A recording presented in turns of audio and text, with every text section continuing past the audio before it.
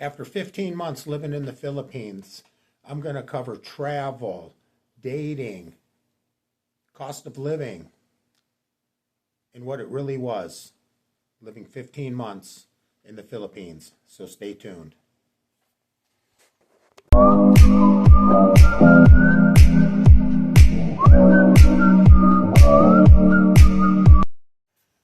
So what's up, YouTube? So after 15 months living in the Philippines, I'm going to give you my honest opinion on it. Travel, health, the food, the culture, dating, and the cost of living.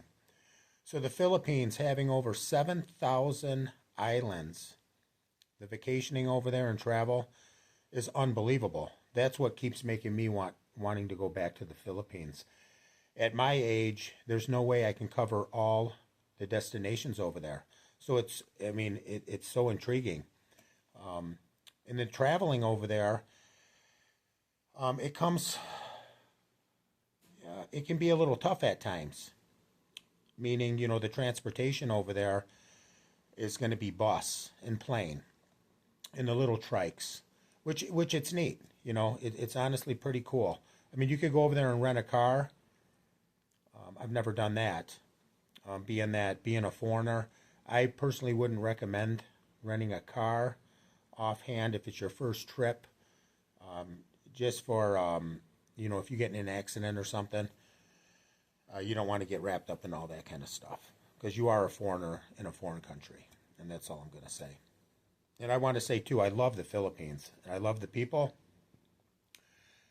Again, traveling, it's amazing. Is it cheap? Very cheap. Very cheap. Cheaper than traveling here in America. You can get accommodations.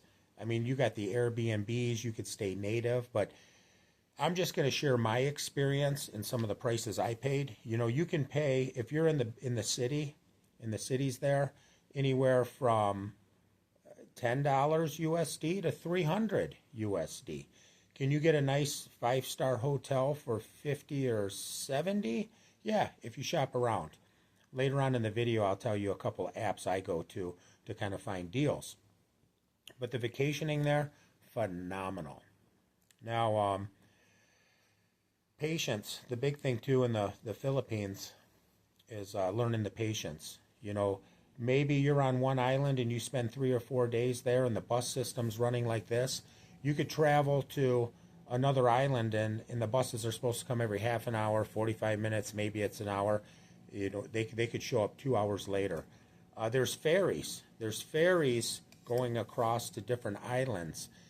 You could book a ticket and you go to show up that day and maybe there's a storm coming in and the waves are too big.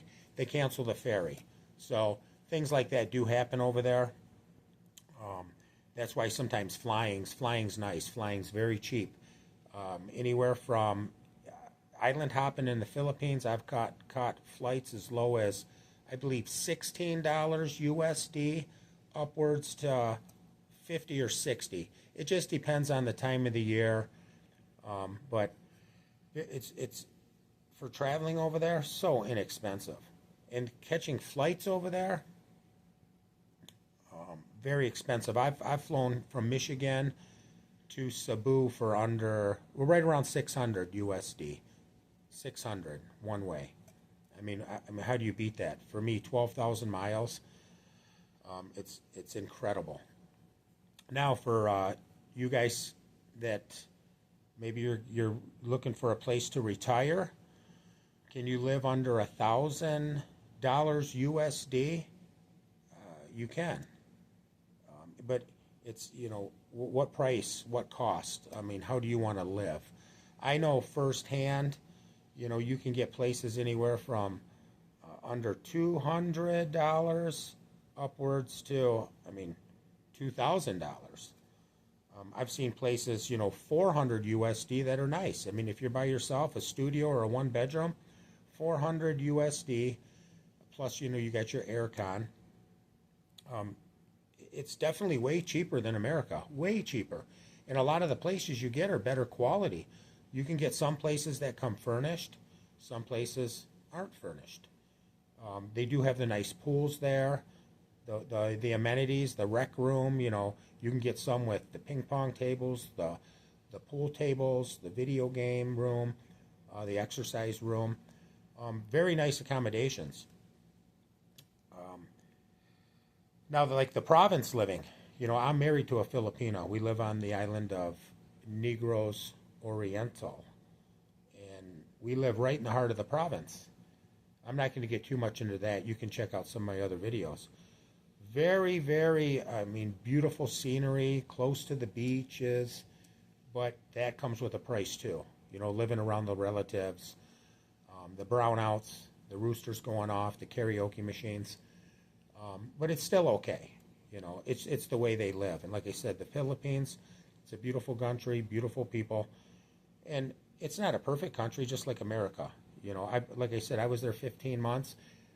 I check out some of my other videos. I mean, I ran into a couple dilemmas there, some problems, but like anywhere, you know, do I got problems here in the United States? Yeah, we have some problems here in the United States. Now the dating in the Philippines, for you guys that are new, yes, you're going to have better odds dating and finding your soulmate, true love, in the Philippines compared to America. You know, my honest opinion over there, I've met lots and lots of Filipinos. I like to talk. I'm interested in the culture. I'm not shy, so I have no problem going up and introducing myself and talking to people. And being that I got two daughters, you know, over the age of 20, you know, I got to kind of interview some of their friends and stuff, what they think about foreigners, and obviously most of the Filipino people over there are actually shy, including the women, and very easy. You know, the thing is if you're shy and they're shy, you know, it's just not going to work. You need to just go up and introduce yourself and start talking. It's not like over here in America. For example, the other day I was holding the door open when I was going into the gym, and the person looked at me and was just like, well, you know, what are you doing? And I was just like, well, screw it. I just let the door go and I walked in, you know. And that's not everybody, but, you know, in the Philippines, just go up, be yourself, be a different person. Do the things that you were shy or intimidated by doing in America.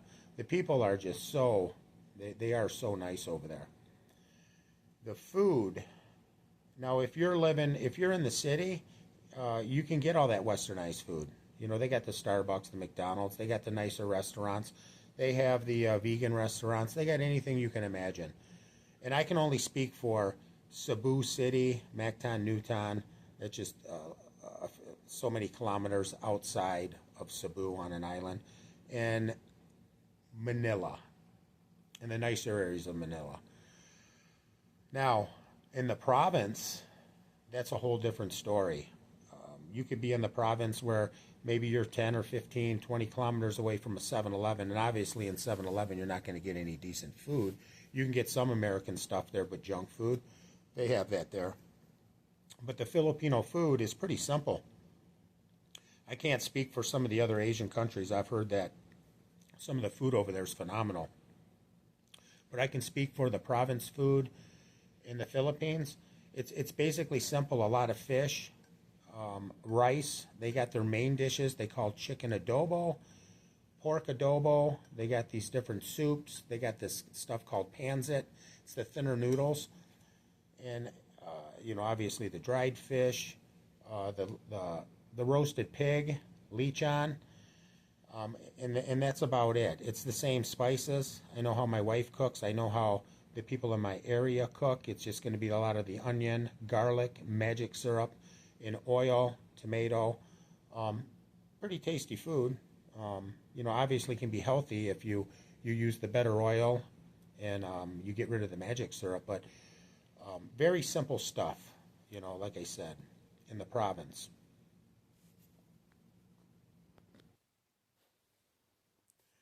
Now, the beautiful Philippines can come with a price. You're going to have these beggars. You're going to have these young children that you're you're going to feel sorry for. You're going to see a lot of homeless people. These children, you might be dining outside, and they're going to come up trying to sell you anywhere from some jewelry to peanuts. And as soon as you buy from one, many more are going to come. So you're going to have to get used to that. Get used to, people, little homeless kids. And they're not really homeless. I'm not going to get into that in this video. And it's okay. Give a little. They're going to open and close the door for you. But it is, I heard it's against the law to do that down there. I don't know how true that is. The humidity. It is a tropical island, and it's not so much the heat, it's the humidity. So prepare to sweat. I recommend dry fit clothes. Just buy the dry fit. Dry fit shirts, socks, and underwear. And I promise you, you'll be thanking me later. Cotton and half cotton and polyester shirts aren't going to work. They're going to instantly turn wet within 15 minutes down there. And the thing on patience, just remember, the Philippines it seems like everybody's retired down there, but they're not. It's a slow process. I got married down in the Philippines, and there was a lot of requirements we had to do. And me and my wife, you can plan for the day. Maybe you have 2 or 3 things to get done, but most likely none of them will get done that day. Maybe one gets done, and it might take days later. It's just how it is down there. Maybe you need to go down to the post office. You need to go down and see the mayor to get something signed. We've ran into the experience where they're closed that day. It's a holiday that day. The people are down in Dumaguete that day. It's just the way it is. The visa process. I was so excited when I was watching this other blogger, and they done an update on how you could extend your visa online. So dealing with the no internet, there's a lot of times the internet's down. We had to go to 7-Eleven, so I'm trying to do this visa online. Saved me a trip to go down to Dumaguete, and I'm putting it in. I'm putting all my information in, and it takes time. I'm doing it on my phone, so it takes a little bit longer than the computer. And then you submit it, and it comes back where it doesn't want to work. So try again, spend a couple hours, it doesn't work. Finally, I get down to the immigration down in Dumaguete, and like I said, such a slow process. I even asked the immigration people, like, hey, what's going on with this online stuff? And it's like nobody wants to give you an answer. And then finally somebody said, no, this office isn't hooked up. And I was like, thank you, that's all I need to know after talking, standing there 15, 20 minutes. But very slow process. Remember, it's an all cash country, money country. So I recommend bringing cash. Have your cards updated. A lot of the hotels, the booking agencies obviously take credit card down there. Maybe in the malls you can use the credit card. I know I had to use my debit card a lot if I wanted to. Just carry cash. Now, safety in the Philippines, I feel 100% safe. 100% safe. It's just like America. If you're just traveling, you're keeping to yourself, you'll have no problems. Even carrying cash. I carry one of those little bags that kind of wrap around my stomach where I can put cash in. Sometimes I stick cash down in my sock. Obviously, if you're staying at the hotel, you can lock up some cash there in the safe.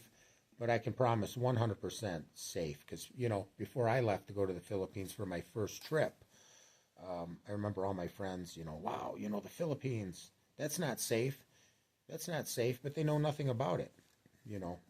When I first got introduced to the Philippines, I thought the Philippines was just one island. I didn't realize that there were 7,000 different islands. I mean, that's what's so amazing. That's what brings me to, keep going back to the Philippines. Now, retiring in the Philippines, for me right now, is not going to work. I tried it. Me and my wife built a nice house down there in the province. You can check out some of the other videos. Obviously in the wrong place. The province life for me, I'm at that age. I'm too far from a hospital. So retirement there can be very, very nice. And the only recommendations I can say is if you're older, be close to a hospital and have that cash reserve. Obviously, you can get some expat insurance down there. I've never used it yet, so I can't really speak on it. But it is a lot cheaper. If you run into a problem where, let's say, you need your tooth fixed or tooth pulled, I've been to the dentist. Literally, to get a tooth pulled is going to be under $20. X-rays, like $20. I'm married to a Filipina, so like if I had to get some stitches or anything minor, my little urgent care there in where I live in the province, it's actually free. They don't even charge me. So that comes in good. Now, I do have some experience. You'll have to check out one of my other videos. If you need major surgery, I don't know about heart surgery, but like my son had a brain injury, so he had to have a brain surgery done. It can get a little bit pricey, but nothing like America. I think we were right around $4,000 to $6,000. I mean, but that's another story. But medical down there is a lot cheaper to a certain point, unless you need major surgery. So when I travel to the Philippines, obviously I'm married to a Filipina, so we have a Philippine bank account down there, emergency backup, because you never know what can happen down there. I will recommend, if you're going down there traveling, the scooters. I know it's fun. I have them, or motorcycle. You got to be very careful. There's so many accidents down there. I know so many expats, Filipinos. I mean, I see accidents, every day, and I've seen some nasty ones. You got the dogs that like to run out in front of you. They come running from the jungle. They don't look. It could be a pack of them, and they run right out in front of you. I know it's fun. I love driving up in the mountains. I still probably will, but I'll drive very slow, very, very slow. It's not, especially deep down in the mountains, you get into an accident, and then, you got to get to a hospital, and then you're ruining your vacation. I wouldn't recommend that. But yeah, phenomenal country. But it does come with, there are drawbacks. You can check out some of my other videos. But like I said, the thing that keeps drawing me back is the 7,000 islands. Just so much stuff to do. I mean, you can't really get bored there, but you can have setbacks. I mean, you got the rainy season where it rains a lot. The buses are running slow. You're trying to get to the next destination. You will run into, and you'll see if you go there, some setbacks. So just prepare. If you want to go and you got something planned out and you're going to hit this many islands in 2 weeks, I would go for 30 days. Just go for 30 days, because you're not gonna. Your expectations, it's just not going to happen, because everything's just so laid back down there. And like I said again, you can live the Western style. I mean, you're going to be in, I call it the bubble. They got the nice gyms. They got Harley Davidson dealerships down there.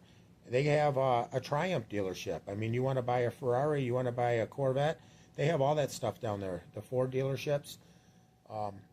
But you're only going to be in that little area. When you come out of that area, I mean, do you really need to have a vehicle or that big bike? I mean, I can't picture where you can even open up a big bike, and hit the speeds that you want to and enjoy with that safety. So anyways, like I said, this is just my opinion. Check out some of the other videos. I mean, it does come with, if you're married to a Filipina and you're going to live in the province, that's a different world. That's a different reality. But if you're down there traveling, on vacation, maybe you just want to stay and rent and you're in the big city, phenomenal. Clean, big malls, beautiful malls. The malls in Asia are built better than the ones I see here in the United States. So anyways, I hope this could help somebody out. Stay tuned for the next video. And thank you for all the new subscribers and the people that support the channel. Thank you so much.